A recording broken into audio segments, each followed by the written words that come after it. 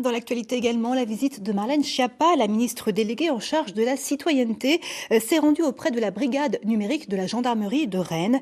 Depuis 3 ans, ce service gère avec la police la plateforme des signalements des violences sexuelles et sexistes. Plus de 500 000 appels ont été comptabilisés depuis 2008, avec notamment une forte hausse en période de confinement.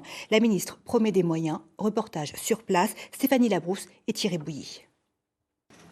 C'est une unité unique en France, la brigade numérique de la gendarmerie et ses 20 gendarmes qui se relaient 24 heures sur 24 pour répondre par chat à toutes sortes de questionnements orientés sur une fraude bancaire par exemple.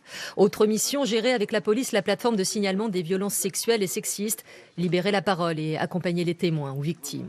Quand il s'agit de faits très graves, même graves, il y a une procédure judiciaire qui est initiée par mes opérateurs et qui permet l'ouverture d'enquête de manière à ce que ces infractions cessent.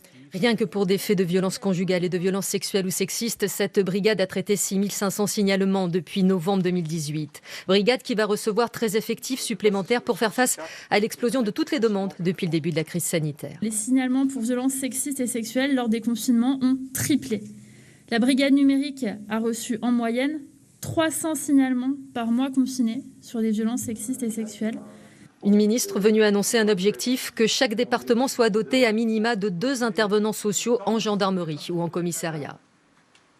Parfois, des victimes arrivent et elles ont aussi des attentes très légitimes pour savoir quelle association elles peuvent contacter avec leurs enfants, comment elles peuvent se reloger, à qui elles peuvent se confier, quelle est la prise en charge psychologique qui peut exister. Et donc tout cela, c'est le travail de l'intervenant social en commissariat ou en brigade de gendarmerie qui peut justement coordonner. Ce centre d'hébergement et de réinsertion sociale où la ministre a fait escale accueille des femmes en situation de précarité ou victimes de violences conjugales.